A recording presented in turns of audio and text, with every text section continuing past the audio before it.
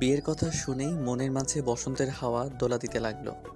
অজানা এক সুর কানে বাজতে লাগলো। বিয়ে নিয়ে আমার অনেক স্বপ্ন ছিল। জীবনে কখনো প্রেম করিনি। ছোট থেকে একজনকে মনের আসনে ঠাঁই দিয়েছি। সে আমার ছোটবেলার খেলার সাথী। কথা, ছোটবেলায় তার সাথে সারাক্ষণ খেলা করতাম। ছোটবেলায় ওর প্রতি আমার একটা ভালো লাগা জন্ম নেয়। সেই ভালো লাগা থেকেই ভালোবাসা। ছোটবেলা তার সাথে বউ জামাই খেলতাম। খেলার সময় ওই সব সময় আমার বউ হতো। একদিন তানিয়া আর আমি বউ জামাই খেলার সময় তানিয়ার সাথে ঝগড়া করে চর মেরে চলে আসি। মেয়েটা 3 দিন এই জন্য কথা বলে নাই। তাই তখন থেকেই তাকে বউ ভাবতে শুরু করেছিলাম। ও, আপনাদের তো আমার পরিচয়টাই দেওয়া হয়নি। আমি জিসান আহমেদ রাজ। সবাই রাজ বলেই ডাকে। যাই হোক, ছোটবেলা বাবা মা দুজনকে হারিয়ে মামার বাসায় বড় হয়েছি। সেখান থেকে লেখাপড়া করে একটা মাল্টিন্যাশনাল কোম্পানিতে চাকরি পাই। মামার কোনো ছেলে ছিল না বলে মামাতো বোন কথার সাথে আমার বিয়ে দিয়ে জীবনের শেষ দিনগুলি আমাদের একসাথে দেখে যেতে চান। কথা আবার লন্ডন থেকে ইঞ্জিনিয়ারিং করে ফিরেছে। যাই হোক, অবশেষে বিয়েটা হয়েই গেল। আমি এখন বেলকনিতে দাঁড়িয়ে আছি। রাত প্রায় 12টা। বন্ধু বান্ধব সকলে মিলে ধাক্কা দিয়ে বাসর ঘরে ঢুকিয়ে দিল। ঘরে ঢুকেই দেখি একটা পূর্ণিমার চাঁদ। যে চাঁদটাকে প্রতিদিন মনের আকাশে দেখতাম, সেই চাঁদটাকে দেখছি বাসর ঘরে আলো বিলাচ্ছে। মনে হচ্ছে একটা পূর্ণিমার চাঁদ আমার ঘরে উদয় হয়েছে। তাই চাঁদটার চাঁদমুখটা দেখার জন্য খাটের এক কোণে বসতেই, এই যে মিস্টার রাজ, একদম আমার কাছে আসবেন না। আমার বাবাকে পটিয়ে আমাকে বিয়ে করতে পারলেও স্বামীর অধিকার ফলাতে পারবেন না। আমার মন প্রাণ আমি একজনকে অনেক আগেই দিয়ে দিয়েছি, সজীবকে।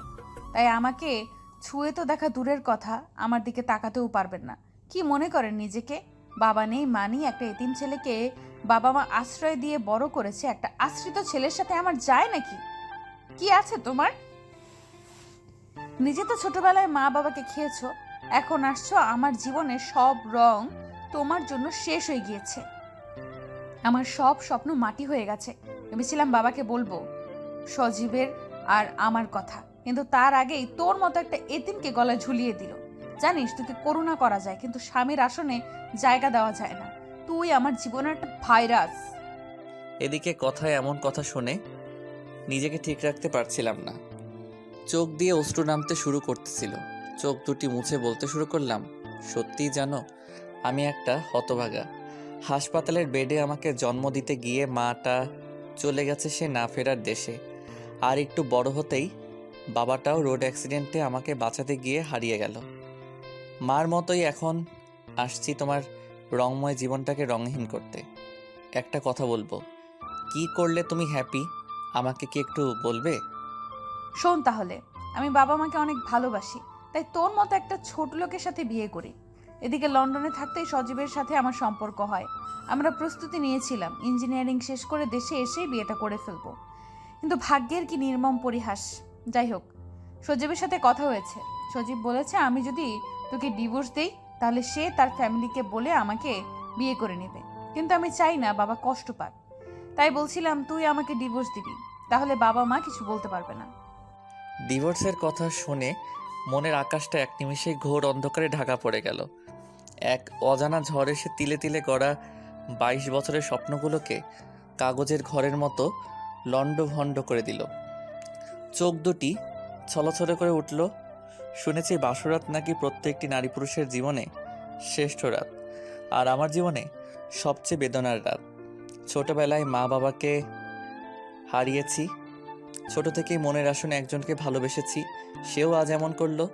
সত্যি বলতে মনে হয় সুখ নামক সোনার হরিণটি মনে হয় আমার জন্য কখনো তৈরি হয়নি।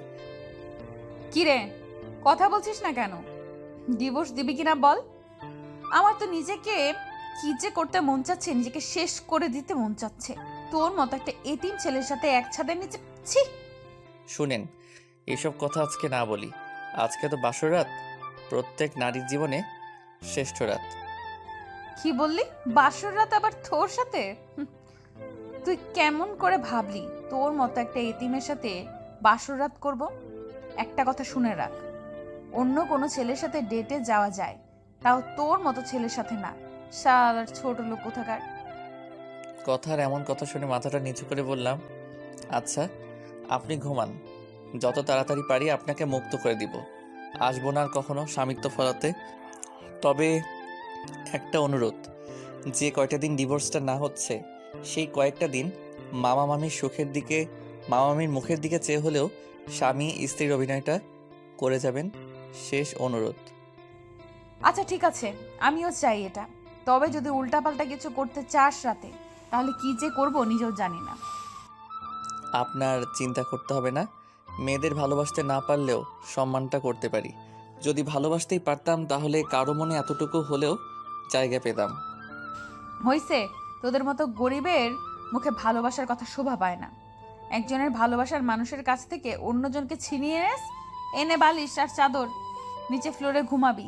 তোদের মতো এতিমের জন্য এইটুকুই অনেক। এই বলে বিছানা থেকে একটা চাদর আর বালিশ ছুঁড়ে দিল। এদিকে রাতে শুয়ে শুয়ে ভাবছি, যাকে নিয়ে পৃথিবীটা সাজালাম, হৃদয়ের আকাশে দেবীর আসনে ঠাঁই দিলাম, আর আজ তার মনের আকাশে অন্যজনের বসবাস। হ্যাঁ, কথা ঠিকই বলেছে। আমার কি আছে, ছোট থেকে বড় হয়েছি তার বাবা মার করুণায়। একটা এতিম অনাথকে বিয়ে করবে, তাও আবার কথা লন্ডন থেকে ইঞ্জিনিয়ারিং শেষ করে এসেছে। সেসব ভাবতে ভাবতে মনে স্থির করে নিলাম, যত তাড়াতাড়ি পারি তাকে মুক্ত করে দিয়ে হারিয়ে যাব দূর অজানায়। ওই ছোট লোক, তোর কিভাবে সাহস হলো দরজায় নক করার? হঠাৎ দরজায় নক করার শব্দে চোখ মেলে দেখি সকাল হয়ে গেছে।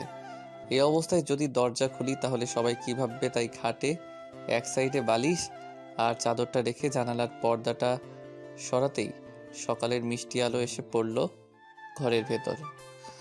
সকালের মিষ্টি আলোয়, কথায় মায়াবী মুখটা মায়ায় ছলছল করে উঠেছে।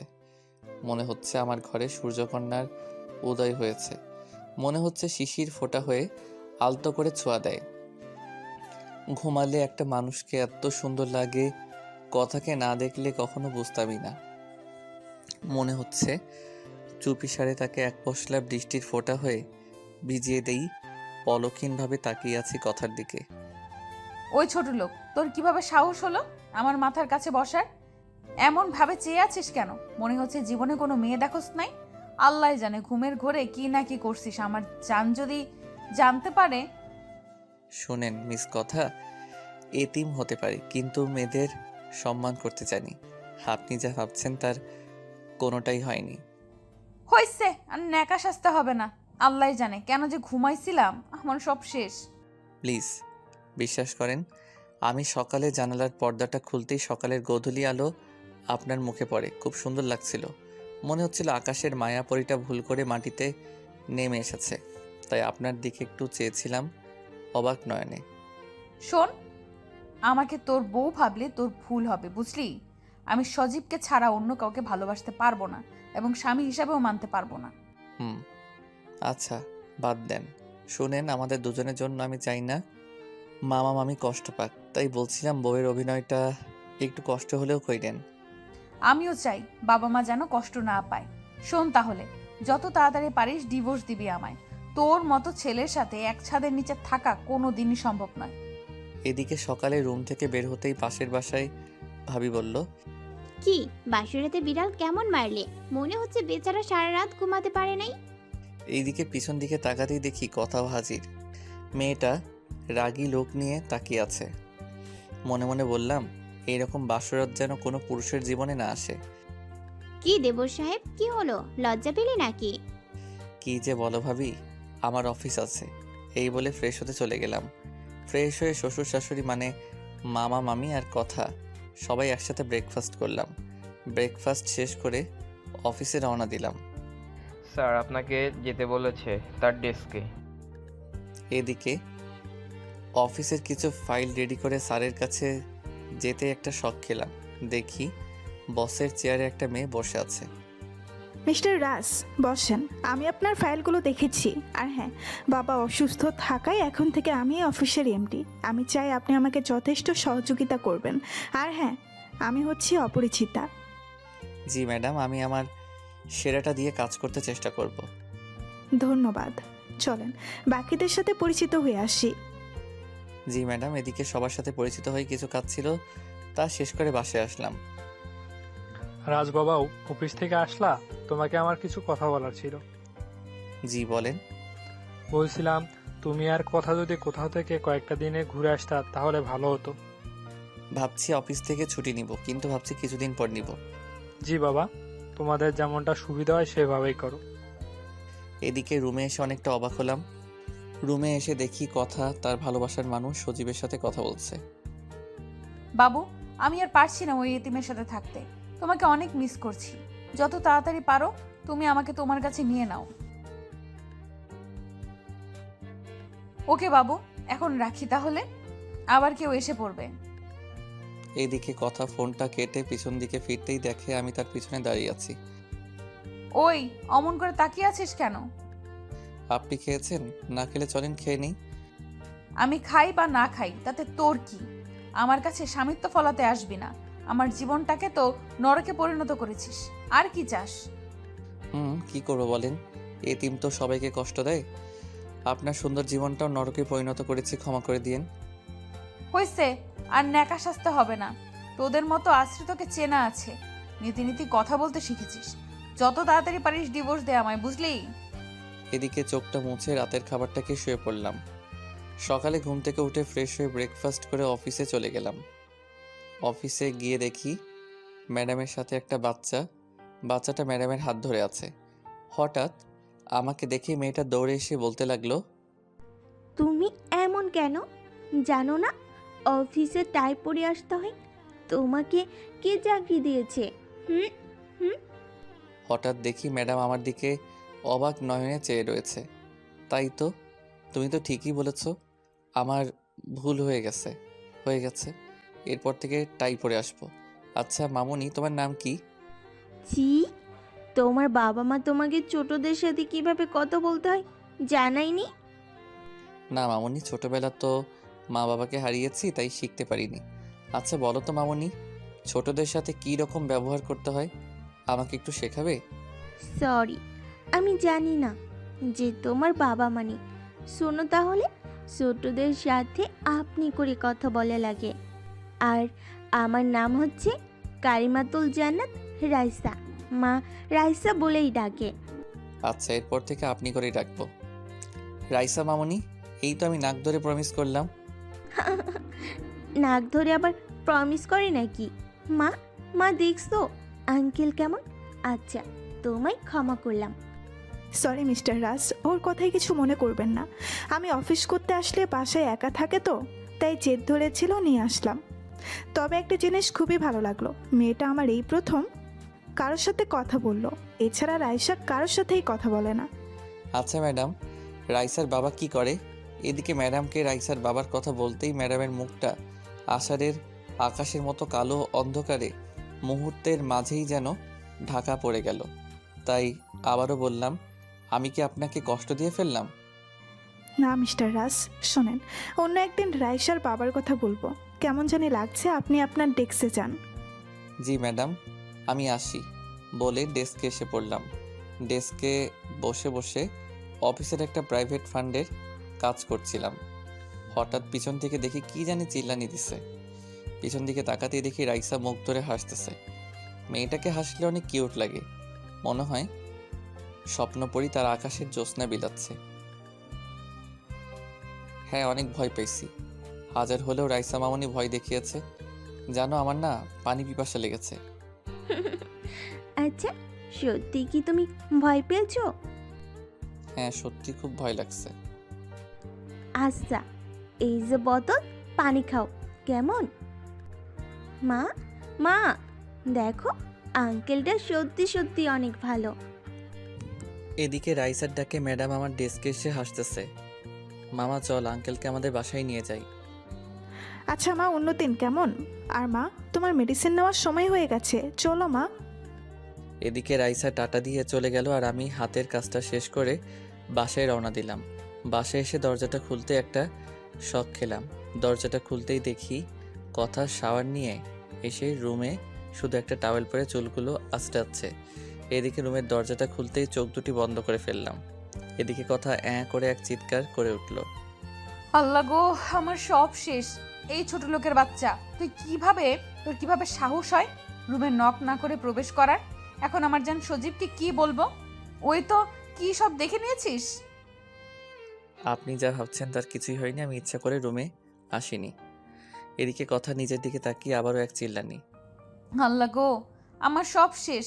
এই বলে ওয়াশরুমে চলে গেল। কিছুক্ষণ পরে ওয়াশরুম থেকে বের হতেই দেখি একটা গোধূলির আলো, মনে হচ্ছে রংধনুর 7 রঙা রং নিয়ে অন্ধকার জীবনকে আলোকিত করতে আসতেছে। এদিকে আমি পলকহীনভাবে মায়াবতী রাজকন্যার দিকে চেয়ে আছি। ঠাস ঠাস থাপ্পড়টা মেরে বলতে শুরু করলো, ওই, তোর কি এখনো দেখার শখ মেটেনি? তখন তো সব দেখে নিয়েছিস।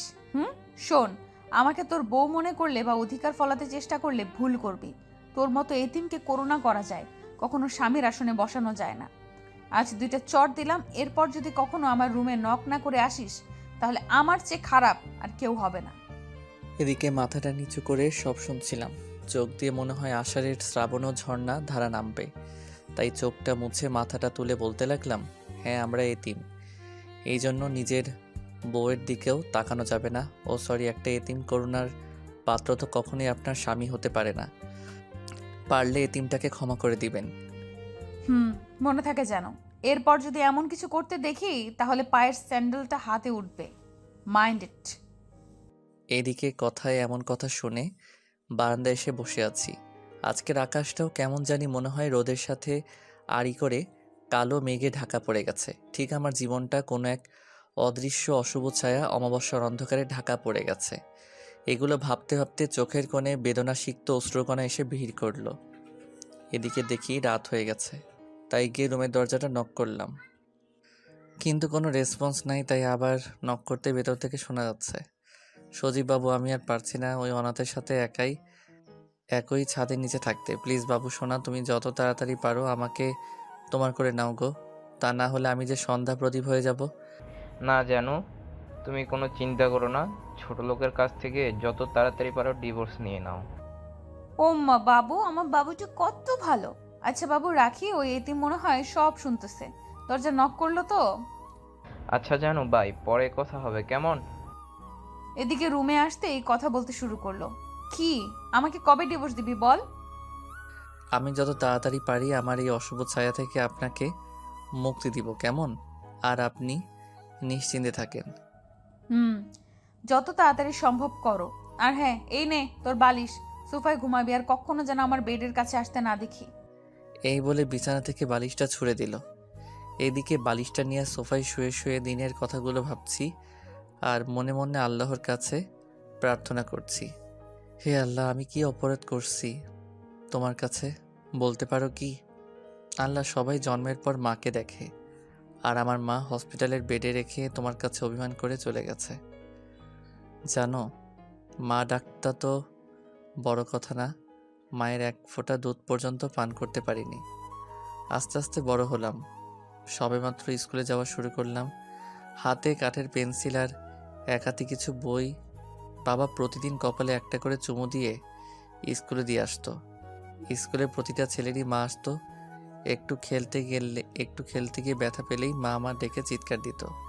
তাই তাদের মা ডাক শুনে মন স্থির করলাম, বাবাকে বলবো মা কেন ডাকে, মা কী জিনিস। তাই স্কুল থেকে ফিরে বাবাকে বললাম, বাবাই একটা কথা বলবো।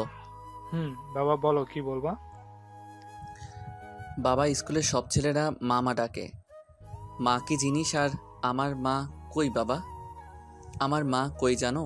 স্কুলের ছেলেমেয়েরা যখন মা বলে ডাকে কোলে ওঠে, তখন আমার না বুকের মাঝে কেমন জানি লাগে। বলো বাবা, মা কই? এদিকে বাবা আমার কথাগুলো শুনে দুহাতে কোলে তুলে নিয়ে কপালে আর গালে চুমু দিয়ে কিছু বলছে না, শুধু চোখের পানি দিয়ে আমার বুকটা ভিজিয়ে ফেলছে। বাবাই তুমি কেঁদো না, আর আমি মার কথা বলবো না, কেমন? তুমি একটু হাসো তো বাবা। এদিকে এই কথায় বাবার মুখে প্রথম অশ্রুসিক্ত হাসি দেখেছিলাম, যে হাসির কাছে পৃথিবীর সকল কিছু মূল্যহীন। আমি তখনই জীবনের প্রথম বাবার সে অশ্রুসিক্ত হাসির মাঝে মেঘের কোলে রোদ দেখেছিলাম। ভালোই চলছিল শৈশবের দিনগুলি, কিন্তু সুখ নামক সোনার হরিণটি যে আমার ভাগ্যে নেই। সবেমাত্র পেন্সিল ছেড়ে কলম ধরেছি। মনে এখনও আছে, সেদিন ছিল আমার বার্থডে, আর আমার জীবনের সবচেয়ে কষ্টের দিন। তাই বাবা শহরে গিয়েছিল আমার বার্থডে কেক কিনতে, কিন্তু রোড অ্যাক্সিডেন্টে যাকে মা বলে ডাকতাম, যাকে বাবা বলে ডাকতাম, তার কাছ থেকেও আমাকে দূরে সরিয়ে দিল। এদিকে চেয়ে দেখি রাত 3টা বাজে। তাই মনে মনে প্রার্থনা করলাম আল্লাহর কাছে যে তোমার এতিম অনাথ বান্দাটাকে তোমার কাছে টেনে নাও, তাও তোমার একটু ভালোবাসা পাবো। মানুষের অবহেলা সইতে সইতে আমি আজ ক্লান্ত। এইসব ভাবতে ভাবতে সকাল হয়ে যায়। এই তিম, কয়টা বাজে এখনো ঘুমিয়ে আছিস? চেয়েই দেখি কথা, তাই বললাম, আচ্ছা আপনি রেডি হন, উকিলের কাছে যাব। কথাটা বলতেই গলাটা ধরে এলো। আচ্ছা আমি যাচ্ছি, তুইও তাড়াতাড়ি রেডি হ। এই বলে চলে গেল। এদিকে রেডি হয়ে কথাকে নিয়ে কোর্টে গেলাম। সব কিছু শোনার পর বলল, 3 মাস পরে ডিভোর্স লেটার রেডি হবে, তখন আপনারা দুইজন সাইন করে দিবেন, কেমন? আর হ্যাঁ, আমি আবারও বলছি, সংসার এরকম ঝামেলা হতেই পারে, আপনারা বাসায় গিয়ে ভেবে দেখবেন। আচ্ছা সেটা আপনাকে বলতে হবে না, আপনার কাজ আপনি যত ফাস্ট করতে পারেন করেন। আচ্ছা চলেন, আমার লেট হয়ে যাচ্ছে। বলেন। কথাকে নিয়ে শেরপুর কলেজ মোড়ের কাছে আসতেই জ্যামে আটকা পড়লাম। এদিকে জ্যাম ছাড়ার কোনো কথাই নেই। হঠাৎ একটা মেয়ে এসে বলতেছে কথাকে, ম্যাডাম ম্যাডাম 20টা টাকা দেন আমার স্বামীটার অপারেশনের জন্য। কি হয়েছে আপনার? স্বামীর আর অসুস্থ স্বামীকে অপারেশন না করে ছেড়ে যেতেই তো পারেন। যত সব ছোট লোক, এদের জন্য রাস্তায় বের হওয়া যায় না। আপু আমরা বাঙালি মেয়ে, আমাদের কাছে বিয়ের পর স্বামী আমাদের কাছে পৃথিবী। জানেন, আজ যদি আমি অসুস্থ থাকতাম তাহলে সে আমার জন্য এটাই করত। আপনার টাকা আমার লাগবে না, পারলে একটু দোয়া করবেন। এদিকে মেয়েটার চলে যাওয়ার সময় দেখলাম আর কথা অবাক দৃষ্টিতে মেয়েটার চলে যাওয়ার দিকে চেয়ে আছে। এদিকে অফিসে আসতেই দেখি ডেস্কের দিকে তাকিয়ে আমার চেয়ারে রাইসা বসে আছে। কাছে যেতেই বলতে শুরু করলো, এই যে মিস্টার, কয়টা বাজে? আপনার চাকরি নেই, আসতে পারেন। আপনি কি আমাকে ক্ষমা করতে পারেন না? আর ভুল হবে না।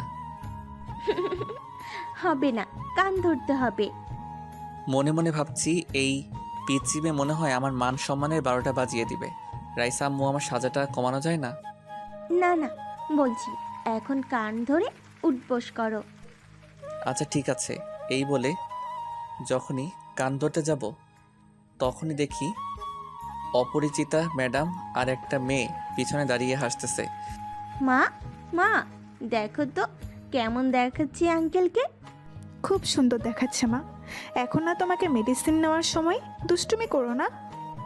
আচ্ছা মম, মম জানো আঙ্কেল না অনেক ভালো। আঙ্কেলকে বাবাই বলে ডাকবো, কেমন? স্কুলের সব মেয়েদের বাবাই আছে, আমার বাবাই নেই। এদিকে রাইসার কথা শুনে সবাই নিস্তব্ধ হয়ে গেল। কারো মুখে কোনো কথা নেই। মম, কথা বলছো না কেন? তোমাকে বাবার কথা বললেই কেন? কথা বলো না। আচ্ছা মা, চলো তো, তোমার মেডিসিন নেওয়ার সময় হয়েছে। চলো মম। আর এই যে দুষ্টু, তোমাকে আমি বাবাই বলে ডাকবো, কেমন? এদিকে রাইসার কথার কি উত্তর দিব, পৃথিবীর সমস্ত ভাষা যেন হারিয়ে গেছে। আচ্ছা মা, তুমি যাও, কেমন? আর রাস, আপনার কাছে আমি রাইসার এমন ব্যবহারের জন্য ক্ষমা চেয়ে নিচ্ছি, কেমন? আচ্ছা ম্যাডাম, আমি কিছু মনে করি নাই। আর শোনেন, আজ থেকে আপনার সহায়ক হিসাবে কাজ করবে মিস পাখি। এদিকে অপরিচিতা ম্যাডামের মুখে পাখির কথা শুনতেই মনের মাঝে কেমন জানি করে উঠল।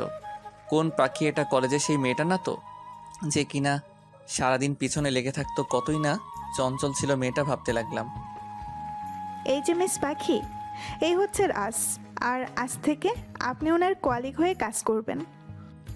পিছন দিকে তাকাতেই একটা শখ খেলাম। এই তো সে পাখি যে কিনা সারাটা দিন মুক্ত পাখির মতো উড়ে বেড়াতো। এখনো মনে আছে তার ভালোবাসা নামক সেই পাগলামিগুলির কথা। সত্যি কলেজে সেই দিনগুলি হৃদয়ে গেঁথে গিয়েছে। এদিকে পাখিও আমার দিকে অবাক নয়নে চেয়ে রয়েছে। রাস, আপনাদের দেখে মনে হচ্ছে আপনারা দুজন দুজনকে চিনেন। জি ম্যাডাম, আমরা কলেজে বেস্ট ফ্রেন্ড ছিলাম। ও, তাহলে নতুন করে পরিচয় করিয়ে দেওয়ার মতো কিছু নেই আপনাদের। তাহলে আসি রাজ, আসি মিস পাখি। কেমন আছো পাখি? জি স্যার, আমি ভালো আছি। আপনি? এদিকে পাখির মুখে আপনি ডাকটা শুনে অনেকটা অবাক হলাম। যে পাখি কলেজে থাকা অবস্থায় তুই ছাড়া কোনো কথাই বলে নাই, সবসময় ভালোবাসি বলে কান ঝালাপালা করে সারত। আমার এখনও মনে আছে, কলেজের একটা অনুষ্ঠানে মেয়েরা শাড়ি আর ছেলেরা পাঞ্জাবি পরবে, কিন্তু অনুষ্ঠানের দিন পাখির আসতে লেট হচ্ছে বলে তাদের বাসায় গেলাম। বাবা, আজ তা কি মনে করে আসলে? আঙ্কেল, কলেজে আজ তো অনুষ্ঠান, তাই পাখিকে নিতে আসছি। পাখির উপরে আছে, যাও। এদিকে উপরে পাখির রুমে আছে যেতেই একটা শক খেলাম, কে জানি হাতটা টান দিয়ে রুমে ঢুকিয়ে নিল। এদিকে মেয়েটার দিকে তাকাতেই দেখি পাখি। ওই তুমি অমন করে ভেতরে নিয়ে আসলে কেন আমায়? এই বলে দরজার দিকে রওনা দিতেই রাজ, তুমি যদি রুম থেকে বাহিরে হও তাহলে আমি চিল্লানি দিব। তুমি কেন বুঝো না? কলেজে কত বুঝিয়েছি ইশারায়, এই বলে এসে জড়িয়ে ধরলো। হঠাৎ দেখি মেয়েটা ছোট বাচ্চার মতো আঁকড়ে ধরে আছে, মনে হচ্ছে আমি হারিয়ে যাব। এদিকে ওকে ছাড়িয়ে বললাম, কেন বুঝছো না? তুমি আমার বেস্ট একটা ফ্রেন্ড, এছাড়া অন্য কিছুই ভাবি নাই। কি মনে করো? একটা সম্পর্কের সম্মানবোধ আছে। আমি কিছু বুঝতে চাই না, আমি শুধু জানি আমি তোমাকে ভালোবাসি। তুমি কি পাগল? আমার দ্বারা তোমাকে ভালোবাসা কোনো দিনই পসিবল না। রাজ দেখো, আমি শাড়ি পরতে পারছি না, প্লিজ পরিয়ে দাও, না হলে আমি চিল্লানি দিব। এদিকে পাখির কথা শুনে মনে মনে বলছে, আল্লাহ দড়ি ফেলো, বাইয়া বাইয়া ওইটা পরি কি করব। কি পরিয়ে দিবা না? তুমি আমার ফ্রেন্ড, কি বলো এসব? প্লিজ পাখি, বোঝার চেষ্টা করো। তুমি পরিয়ে দিবে না গো, নাকি চিল্লানি দিব? আ আ এদিকে মনে মনে ভাবছি, এই মেয়ে চিল্লানি দিলে মান সম্মান সব চাঁদে উঠে যাবে, তাই চিল্লানি দিতেই মুখটা ধরে ফেললাম। আস্তে আস্তে পাখির কাছে গিয়ে শাড়ি পরিয়ে দিচ্ছি, আর মনে মনে ভাবছি, এমন বন্ধু যেন কোনো ছেলের কপালে না জোটে। এদিকে শাড়ি পরিয়ে দেওয়ার সাথে সাথে মেয়েটা আবার জড়িয়ে ধরে বলতে লাগলো, রাজ একটু জায়গা দাও তোমার বুকে।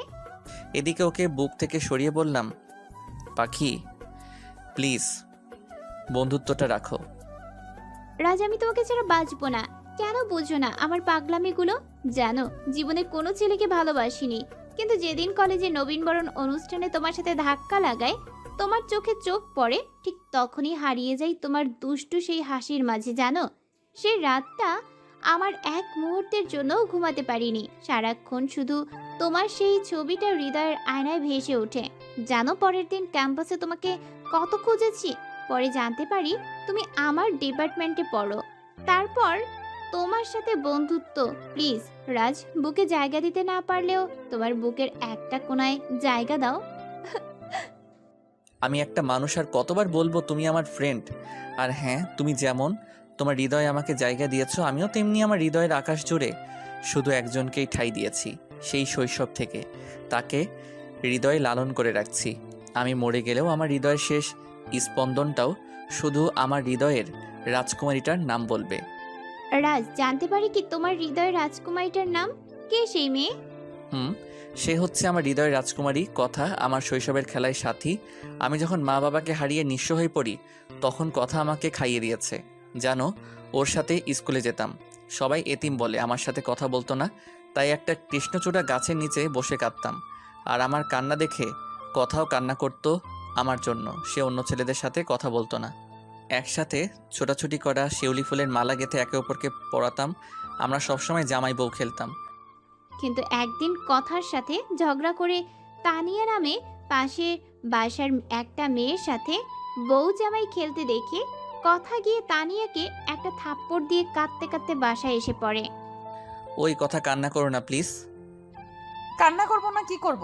এসব কিছু দেখার আগে আল্লাহ আমায় বাঁচায় রাখলো কেন? যাও, তানিয়ার কাছে যাও। আমার কাছে কেন? আমি তোমার কে? কেউ হলে তুমি তানিয়ার সাথে বউ জামাই খেলতে?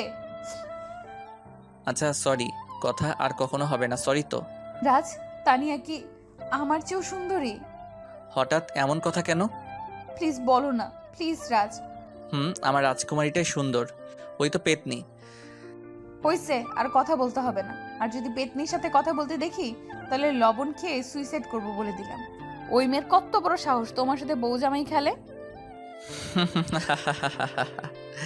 লবণ খেলে কেউ মরে নাকি? কি বলছো তুমি? শোনো নাই, আশিক ভাইয়ার মা বলে যে আগে যদি জানতো এত ফাজিল হবে তাহলে ছোটবেলায় লবণ খাইয়ে মেরে ফেলতো। তাই বললাম, এরপর ওই পেতনির সাথে পেতনির দিকে যদি তাকাও তাহলে আমি সত্যি সত্যি লবণ খাবো। ওই রাজ, তোদের ঝগড়া মিটমাট হয়েছে? হলে খেতে আয়। আসতেছি মা, তুমি খাবার রেডি করো, দিয়ে যাও। এদিকে মামি খাবার দিয়ে গেল। খাবারের প্লেটটা হাতে নিয়ে কথা আমাকে খাইয়ে দেওয়ার জন্য মুখের কাছে খাবার নিতে চোখ দিয়ে অশ্রুর ফোয়ারা নামতে শুরু করলো। ওই কাঁদো কেন তুমি? আমার মতো এতিম ছেলেকে কেক খাইয়ে দেওয়ার কি আছে? ওই পাগল, চুপ করবা? আরেকবার এতিম বললে কান্না করব কিন্তু। এবার হা করো, সারাদিন তো কিছুই খাওনি, আমি মনে হয় কিছুই জানি না। তুমিও তো খাওনি। হুম। আচ্ছা হা করো, খাইয়ে দিচ্ছি। এইভাবে দুজন দুজনকে খাইয়ে দিলাম। রাজ, একটা কথা বলবো, রাগ করবে না তো? বলো। রাজ, প্রভা আপু অন্তু ভাইয়াকে বলে ভালোবাসে। রাজ, ভালোবাসা কি? আমিও জানি না কথা ভালোবাসা কি, তবে মনে হয় এটা ভালো কিছু হবে। তখন আমরা দুজন ক্লাস 3-তে পড়ি। আচ্ছা ম্যাডামকে বলবো কেমন? আচ্ছা, তুমি আমাকে অনেক কষ্ট দিছো, আমাকে একটা পাপ্পি দাও, নইলে আড়ি। ওই ছি, তুমি পচা, আমার বুঝি লজ্জা করে না? হইছে, আমার লজ্জাওয়ালা বরটা তানিয়ার সাথে বউজামাই খেলতে লজ্জা কই রাখছিলা? তানিয়া বলল তো ঠিকই দিতা। এই বলে কাঁদতে লাগলো। আচ্ছা আমি দিচ্ছি, প্লিজ কেঁদো না, চোখ বন্ধ করো, নইলে আমার লজ্জা লাগে। ওকে, চোখ বন্ধ করলাম। এদিকে কথার কপালে আলতো করে পাপ্পি এঁকে দিলা।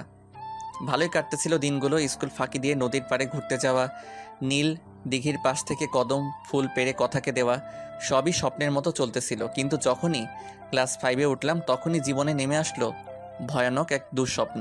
সাজানো স্বপ্নগুলো যেন হারিয়ে যেতে চাইছে। কথাকে তার মামা নিতে আসছে বিদেশ থেকে লেখাপড়া করানোর জন্য। এদিকে কথা যেতে যাচ্ছে না, কিন্তু মামা আর মামি বলল, মা, কথা চিরদিনের জন্য তো যাবে না, লেখাপড়া শেষ হলেই এসে পড়বে। এদিকে কথা আজ সন্ধ্যায় চলে যাবে, তাই সকালে উঠে না খেয়ে পুকুর পাড়ে সেই কদমফুল গাছটার নিচে বসে আছি। হঠাৎ কে জানি পাশে বসে আছে মনে হলো, তাই ঘুরে তাকাতেই দেখি কথা। এখানে আসছো কেন? কেন এমন করে না খেয়ে পুকুর পাড়ে বসে আছো? না এমনি ভালো লাগছে না তো, তাই বসে আছি। প্রকৃতি দেখছি। দেখো কথা কদম ফুলের কি সুগন্ধ বের হইছে। সত্যি রাজ, মিস করবো এসব। আচ্ছা রাজ, আমি চলে গেলে আমায় ভুলে যাবে না তো? এই তুমি কাঁদছো কেন? কথা একদম কান্না করবে না। কি করব বলো, তোমাকে ছেড়ে যেতে খুব কষ্ট হচ্ছে। ভাবছি কান্না করব না, কিন্তু কেন জানি কান্নাটা চলে এসেছে। কথা একটা এতিম ছেলের জন্য কেন কান্না করো? আর একবার এতিম ছেলে বললে সত্যি আমি মরে যাব। রাজ প্লিজ এমন বলো না। আচ্ছা আর মরার কথা বলবো না, কেমন? আচ্ছা রাজ, আমি চলে গেলে একদম কান্না করবে না, বলো, আমায় কখনো ভুলে যাবে না। না না, কখনোই ভুলবো না, তোমায় প্রমিস। রাজ, একটা কথা বলবো? বলো। রাজ, আমার মাথা ছুঁয়ে প্রমিস করো কখনো কোনো মেয়েকে ভালোবাসবে না। আমি চলে গেলে কখনো ওই তানিয়া ফানিয়ার সাথে কথা বলবে না, ওইভাবে কখনো বউ জামাই খেলবে না। আমার হাতটা তার মাথায় রেখে কেঁদে কেঁদে বলল। আচ্ছা রাজকুমারী, কখনো কাউকে ভালোবাসবো না তুমি ছাড়া, কথা দিলাম তোমার মাথা ছুঁয়ে। আচ্ছা চলো, খাবে চলো, মা বললো তুমি সকালে না খেয়ে এখানে বসে আছো। চলো। এই বলে পুকুর পাড় থেকে বাসায় চলে আসলাম। এদিকে কথা খাবারের প্লেটটা এনে খাবার হাতে নিয়ে বলতেছে, রাজ হা করো। কেন না খাইয়ে দিলে হয় না? রাজ হা করবে তুমি, না আমি কান্না করব? তুমি জানো না আমি চলে যাচ্ছি, আর কখনো তোমাকে খাইয়ে দিতে পারবো না, প্লিজ হা করো। এভাবে খাওয়া শেষ করে রুমে একা শুয়ে শুয়ে কাঁদছি বালিশের নিচে মুখটা নিয়ে, আর মনে মনে ভাবছি ছোটবেলায় মা বাবাকে হারিয়ে একটা খেলার সাথী পেয়েছিলাম, কিন্তু আজ সেও দূরে চলে যাচ্ছে। রাজ, রাজ তুমি কাঁদছো কেন? কই না তো, কাঁদছি না তো। কি মনে করো আমি বুঝি না? কি করব বলো, তুমি তো চলে যাবে তাই মনটা খারাপ লাগছে। পাগল, আমি কি সারা জীবনের জন্য চলে যাব? তোমাদের সাথে তো কন্ট্যাক্ট হবেই। আচ্ছা কখন যাবে তুমি? এই তো একটু পরে যাব রাজ। এই যে এটা নাও। পায়েল কেন দিচ্ছ কথা? যখন আমি থাকবো তখন এই পায়েলটা দেখবে, তাহলে মনে হবে আমি তোমার কাছেই আছি। এইটার সাথে কথা বললে আমার সাথে কথা বলা হবে। এইটাকে সব সময় সাথে রাখবে। জানো পাখি, আজ পর্যন্ত প্রতি রাতে পায়েলটার সাথে কথা বলি, ঝগড়া করি, তাই আমার দ্বারা আর কাউকে ভালোবাসা সম্ভব নয়। আর প্লিজ আর কখনো এমন করবে না। প্রেম ভালোবাসা এটা স্বর্গীয়, কাউকে ভালোবাসলেই যে তাকে পেতে হবে এমন নয়।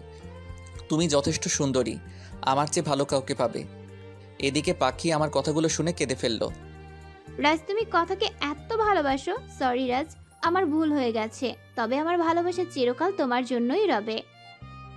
আচ্ছা চলো, অনুষ্ঠানে লেট হয়ে যাচ্ছে। এই বলে পাখি আর আমি অনুষ্ঠানে চলে গেলাম। আজকের পাখি আর সেই দিনের পাখির মাঝে আকাশ পাতাল ব্যবধান। যে মেয়েটা তুমি ছাড়া কখনো কথা বলতো না, সারাক্ষণ দুষ্টামি করত, আজ সেই পাখিটাই কেমন স্রোতহীন নদীর মতো হয়ে গেছে। স্যার কি ভাবছেন অমন করে? না কিছু না। আচ্ছা কেমন আছো তুমি? জি স্যার, ভালো। আপনি? এই তো ভালোই আছি। কেন, কথা শুনে মনে হচ্ছে ভালো নেই। আপনি কিন্তু ছোটবেলায় খেলার সাথী কথাকে জীবন সাথী হিসেবে পাওয়ার পরেও যদি খারাপ থাকেন তাহলে কেমন হবে? তুমি এত কিছু জানো কেমনে? যাকে হৃদয়ে জায়গা দিয়েছিলাম তার বিয়ের কথাটা জানবো না? আচ্ছা বাদ দাও তো ওইসব বিষয়। আচ্ছা বাদ দিলাম। কেমন চলছে বৈবাহিক জীবন তোমার? অনেক ভালো। এই বলে অফিসের একটা জরুরি ফাইলের কাজ শেষ করে বাসায় রওনা দিলাম। অফিস থেকে বাসায় আসতেই নিউ মার্কেট মোড়ে জ্যামে পড়ে যাই। হঠাৎ স্যার একটা ফুলের মালা নেন না স্যার।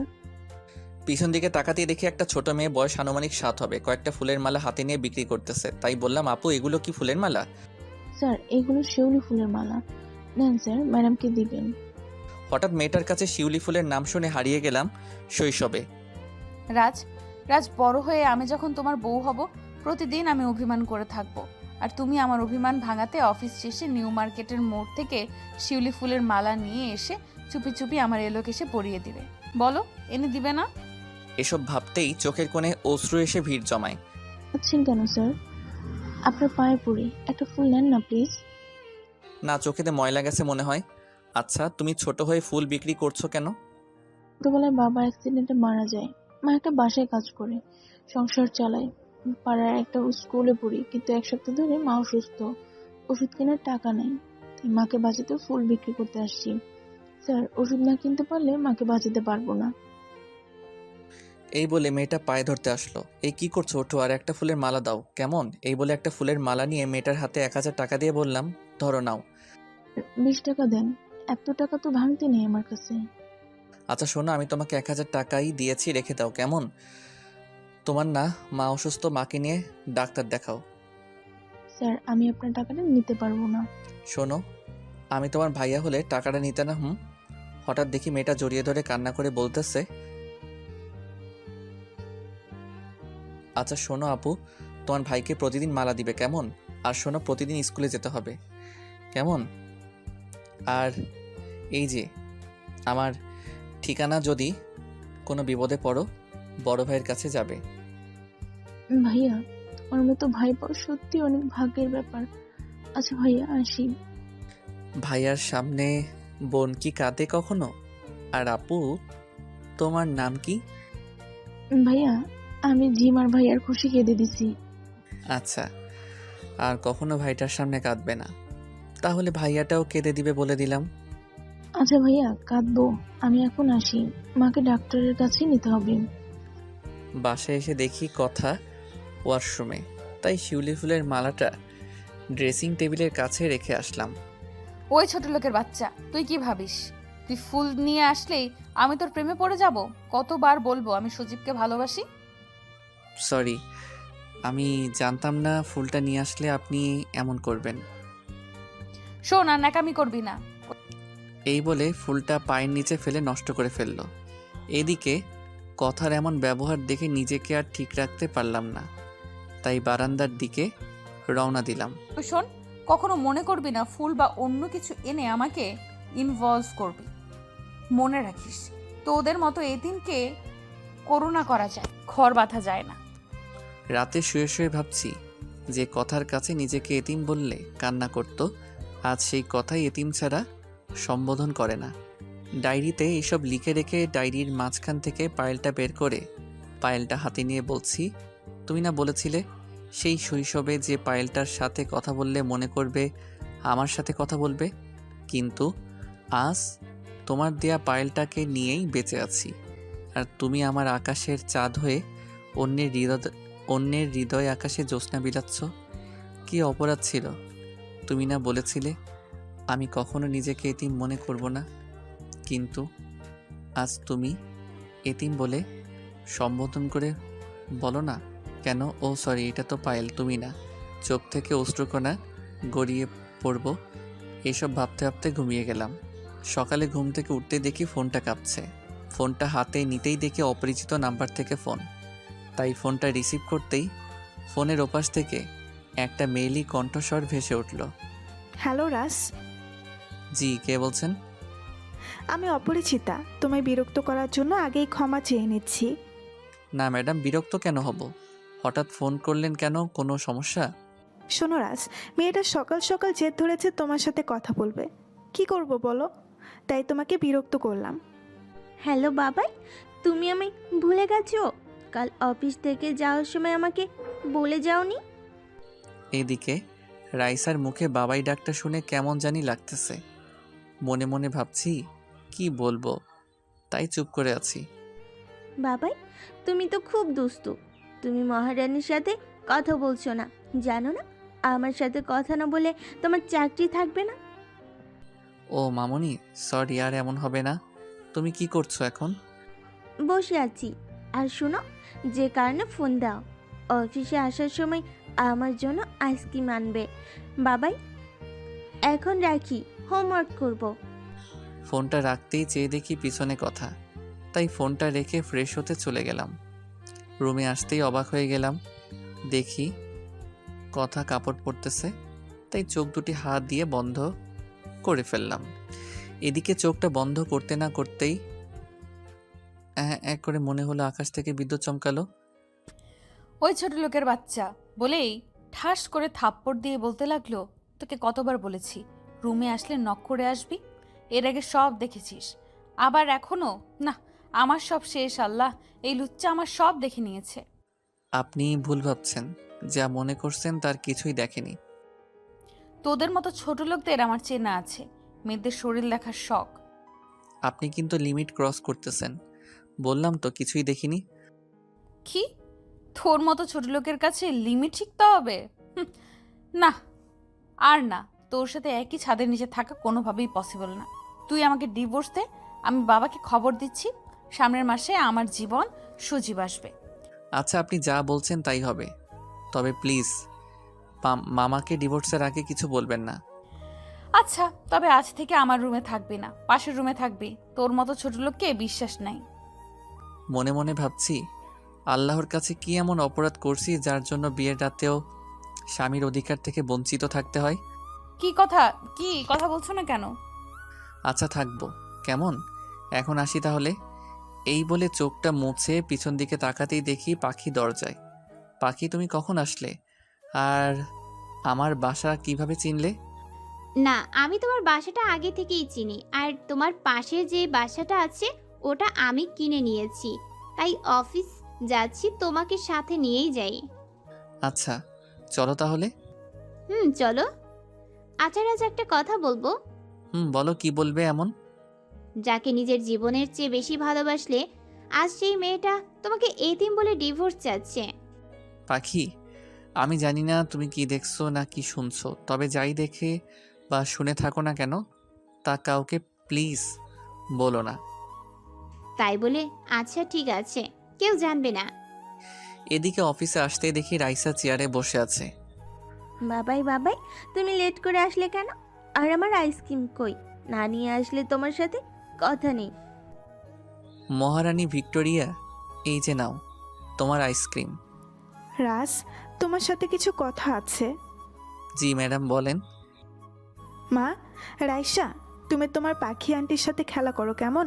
শোনো রাস, আমি জানি তুমি বিরক্ত বোধ করতেছো। আমার মেয়েটা তোমাকে সারাক্ষণ চালায়, তোমাকে বাবাই বলে ডাকে। কি বলবো বলো, জীবনে তার বাবাকে দেখেনি তো তাই। জানো আমার মেয়েটা কারোর সাথেই তেমন কথা বলতো না, কিন্তু অফিসে তোমাকে দেখার পর মেয়েটা কথা বলতে শিখেছে, মেয়েটা হাসতে শিখেছে। আর আমার মেয়ের জন্য তোমার কাছে ক্ষমা চেয়ে নিচ্ছি। না ম্যাডাম, কি বলছেন আপনি এসব? আচ্ছা ম্যাডাম, আপনাকে একটা কথা জিজ্ঞেস করব? হুম, বলো। ম্যাডাম, রাইসার বাবার কি হয়েছে বলবেন একটু? আচ্ছা শোনো তাহলে, আমার আর রিয়াদের বিয়েটা হয় অ্যারেঞ্জ ম্যারেজ। খুব ভালোই চলছিল দিনগুলো। এরই মাঝে আমাদের ঘরে নতুন মেহমানের আবির্ভাব ঘটে। মনে হচ্ছিল পৃথিবীর সব সুখ যেন আমাদের দুয়ারে এসে কারা নাড়ছিল। কিন্তু সুখ যে চিরস্থায়ী নয়। যেদিন রাইসা পৃথিবীতে আসবে সেদিন রিয়াদ আমেরিকা থেকে ব্যবসা সংক্রান্ত একটা কাজ শেষ করে বাড়ি ফিরছিল, কিন্তু ভাগ্যের কি নির্মম পরিহাস, 972 জন যাত্রী সহ বিমানটা নিখোঁজ হয়ে যায় জানো। রিয়াদের মুখটা পর্যন্ত দেখতে পারিনি আমি। মেয়েটা তার জন্মদিনে তার সবচেয়ে বড় আপনজন হারায়। এসব বলতে গিয়ে ম্যাডাম কেঁদে ফেলল। সরি ম্যাডাম, আপনার কাছে আমার জানতে চাওয়াটা ঠিক হয়নি। না রাজ, সেটা আমার ভাগ্যে ছিল। জানো রাজ, তুমি অনেক বড় মনের মানুষ। তুমি যে সেদিন একটা ফুলওয়ালা মেয়েকে বোনের মর্যাদা দিলে, সত্যি বলার মতো কিছু নেই। না ম্যাডাম, তেমন কিছু না। আচ্ছা, এই তো রাইসা মামনি, তুমি কোথায় থেকে আসলা? জি বাবাই, আমি লুকোচুরি খেলছি অফিসের সবার সাথে। এই বলে দৌড়ে কোলে আসার জন্য আসতেই পড়ে গেল মাথা ঘুরিয়ে রাইসা। এদিকে রাইসার পড়ে যাওয়া দেখে ম্যাডাম দৌড়ে রাইসার কাছে গেল। মা, মা কথা বলো, মা কথা বলো। এই বলে ডাকছে রাইসাকে। এদিকে রাইসার কাছে যেতেই দেখি মহারানীটা সেন্সলেস হয়ে গেছে। রাজ দেখো, আমার মহারানীটা কথা বলছে না। জানো রাজ, একে নিয়েই বেঁচে আছি, জীবনের সবটা হারিয়ে। এই বলে কাঁদতে লাগলো। ম্যাডাম প্লিজ কাঁদবেন না ম্যাডাম, চলে রাইসাকে হসপিটালে নিতে হবে। এদিকে হসপিটালে নেওয়ার পর যা শুনলাম তাতে নিজের কানকে বিশ্বাস করতেই পারলাম না। রাইসার নাকি জন্মের পর থেকে কিডনির সমস্যা। ইতিমধ্যে একটা কিডনি ড্যামেজ হয়ে গেছে। এসব শুনে হসপিটালের একটা কোণে বসে আছি। রাজ, রাজ আমার মহারানীর জ্ঞান ফিরেছে। রাইসার জ্ঞান ফেরার কথা শুনে রাইসার বেডের কাছে যেতেই দেখি একটা সন্ধ্যা প্রদীপ যেন নিভু নিভু জ্বলছে। কি সুন্দর মায়াবী মুখটা কাছে যেতেই, বাবাই, বাবাই তুমি আসছো, বসো তো মামনির কাছে। রাইসার কথা শুনে কি বলবো কিছু বুঝতে পারছি না। এই তো পাশে বসছি। এই বলে ম্যাডাম পাশে বসতেই দেখি ম্যাডাম কেমন জানি করুণ দৃষ্টিতে তাকালো। জানি না এই করুণ দৃষ্টির মাঝে কি রহস্য লুকায়িত আছে। কত সুন্দর লাগছে বাবাই আর মমকে। মা, তুমি এখন ঘুমাও কেমন? মম, আমার না এখানে থাকতে ভালো লাগে না, চলো মা বাসায় যাই। মহারানী, তোমাকে নিয়ে যাবো তো। বাবাই, বাবাই তুমি মমকে বকা দিবে, আমার না এখানে আসতে ভালো লাগে না। তাও মম প্রতি মাসে এখানে নিয়ে আসে, আচ্ছা করে বকে দিও তো। আচ্ছা মহারানী, এখন একটু ঘুমাও কেমন? আমি তোমার মমকে আচ্ছা করে বকা দিচ্ছি। মনে থাকে যেন। আমি আর এখানে আসবো না, ভালো লাগে না এখানে আসতে। ম্যাডাম, আপনাকে একটা কথা বলবো। কি বলবেন বলেন রাজ। ডাক্তার যা বললো রাইসাকে নিয়ে তা কি সত্যি? হ্যাঁ রাজ, তুমি যা জেনেছো সবই সত্যি। রাইসা যেদিন জন্মগ্রহণ করে সেদিনই তার বাবাকে হারায়। এতটা মন্দ ভাগ্য নিয়ে সে পৃথিবীতে এসেছে। তাই তোমাকে যখন বাবাই বলে কিছু বলতে পারি না, আর এই পাগলামের জন্য আমি আবারও ক্ষমা চেয়ে নিচ্ছি। কি করব বলো, বাবাকে দেখেনি তো তাই হয়তো এমন করে মেয়েটা। না ম্যাডাম, কি বলছেন? সরি কেন বলেন? আসলে রাইসার দুষ্টামিগুলো খুব মিস করি। তাও হলেও সমাজে কেমন দেখায়। আচ্ছা ম্যাডাম, বাদ দেন ওইসব বিষয় শুনে। রাইসার এই সমস্যায় ভুগছে কতদিন ধরে, এর কোনো সমাধান নাই। জানো রাজ, রাইসার যখন 1 বছর, তখন একদিন রাতে গান শোনাচ্ছিলাম রাইসাকে ঘুম পাড়ানোর জন্য। একসময় রাইসা বলে উঠল, মা বাবা কোথায়? আমি কিছু না ভেবে পেয়ে বললাম, মামনি তোমার বাবাই তারাদের দেশে গিয়েছে। মামনি, তারা দেশ কি খুব সুন্দর? যার জন্য তোমাকে আর আমাকে রেখে সেখানে গিয়েছে? মা, মনে হয় অনেক সুন্দর। শোনো না মা, আমিও তারাদের দেশে যাব। বলো কি করে তারাদের দেশে যাই?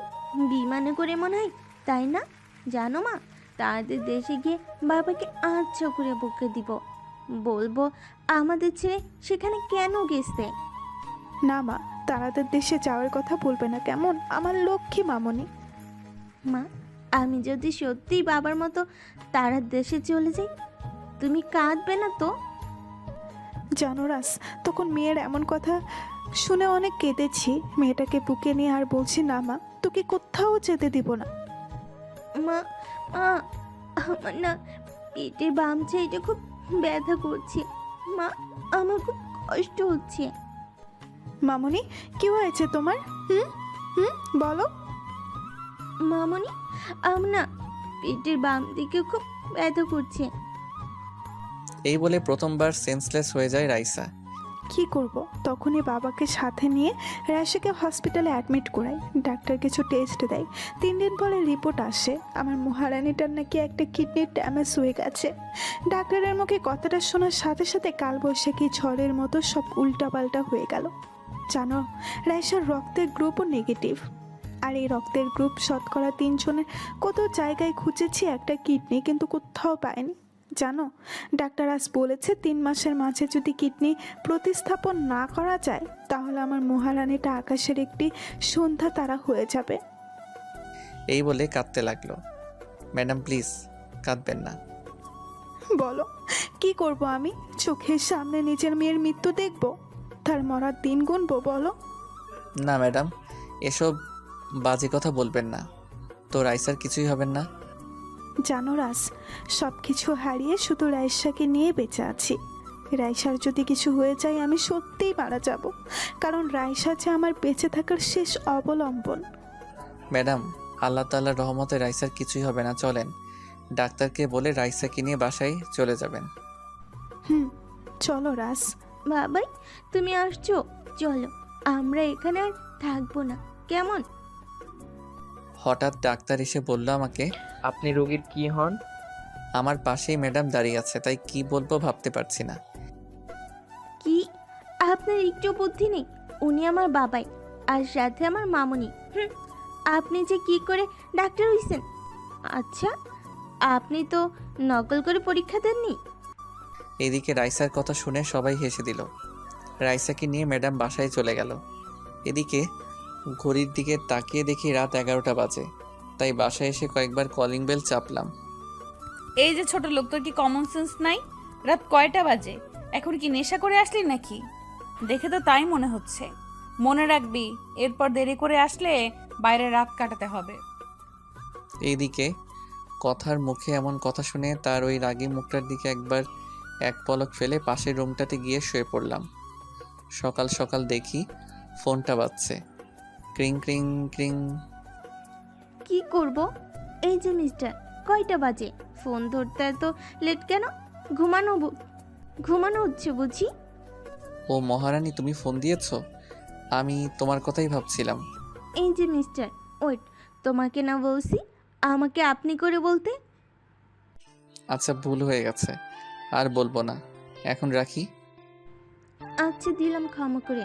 এখন আমায় 2টা পাপ্পি দিবে বাবাই, আর প্রতিদিন সকালে ফোন করে পাপ্পি দিবে, মনে থাকবে? হ্যাঁ মহারানী, মনে থাকবে। ফোনটা রেখে দিয়ে অফিসে যাওয়ার জন্য রেডি হচ্ছি।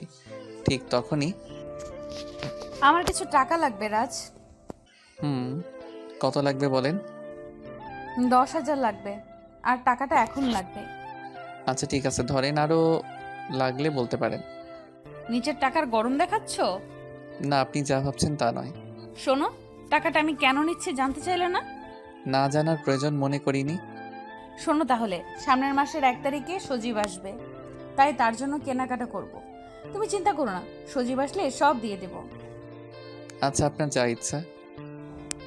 শোনো, কখনো বলো না তুমি আমার সাথে ছিলে, তাহলে সজীব কষ্ট পাবে।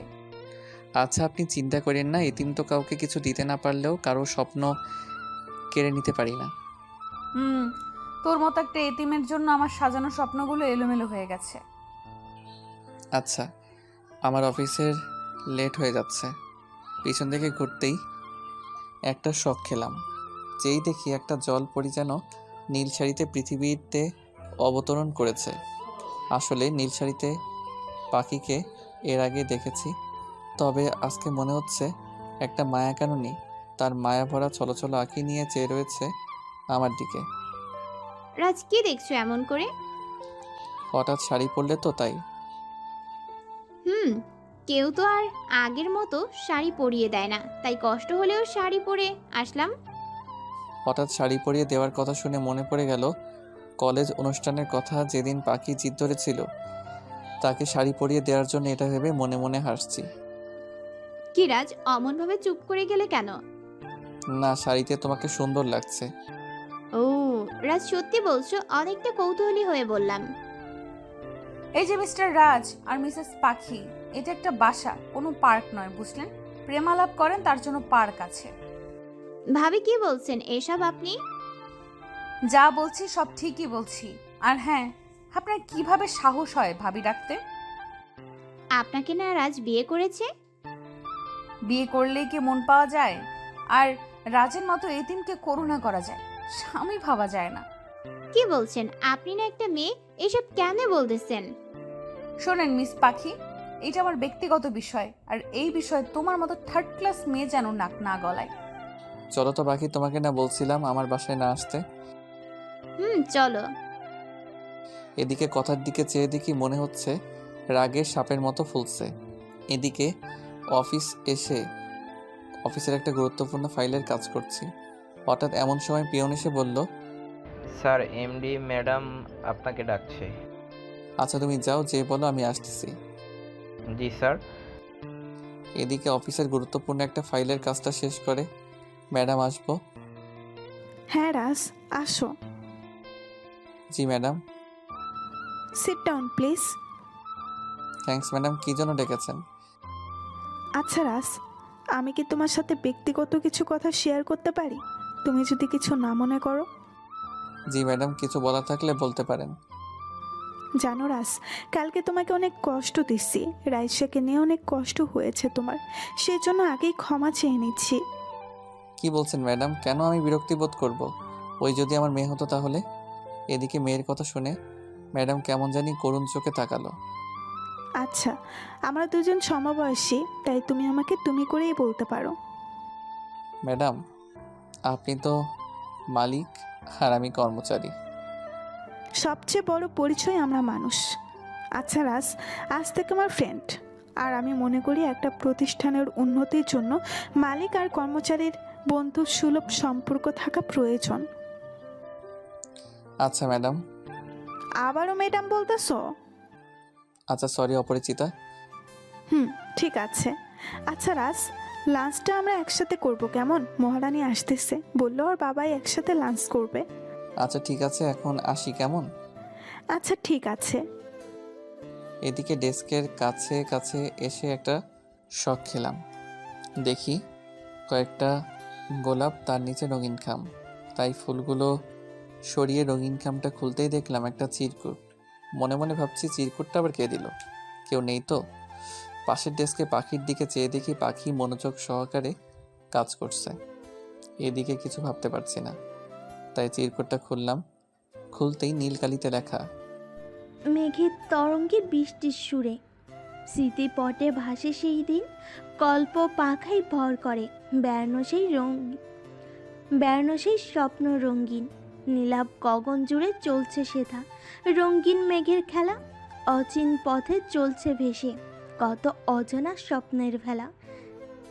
জীবনের আগে খেয়া পথ ঘাটে ছিল কত দেনা পাওনা, জানি না কবু মিটিয়ে স্বপন শেষ হবে আনাগোনা। স্বপ্নের নীড়ে মনের ক্যানভাস জুড়ে ঘনাইছে কালো আধার, মনের চিঠির নিচে একটা নাম, তাও এমনভাবে কাটছে মনে হচ্ছে অনুবীক্ষণ দিয়ে দেখলেও বোঝা যাবে না। ভাবলাম কে লিখতে পারে এই চিরকুটটা। বাবাই বাবাই, এই যে দেখো তোমার মহারানী এসে পড়েছে। এদিকে চিরকুটটা পকেটে রেখে বললাম, ও তাই বুঝি, মহারানী চলে এসেছে। হুম, মহারানী চলে এসেছে, কিন্তু মহারানী মন খারাপ। কেন? মহারানীর মন খারাপ কেন? তুমি পচা, তুমি জানো না মহারানী মাটিতে থাকে না। তুমি এখন আমাকে কুলে নাও আর পাপ্পি দাও, তাহলে মহারানীর মন ভালো হবে।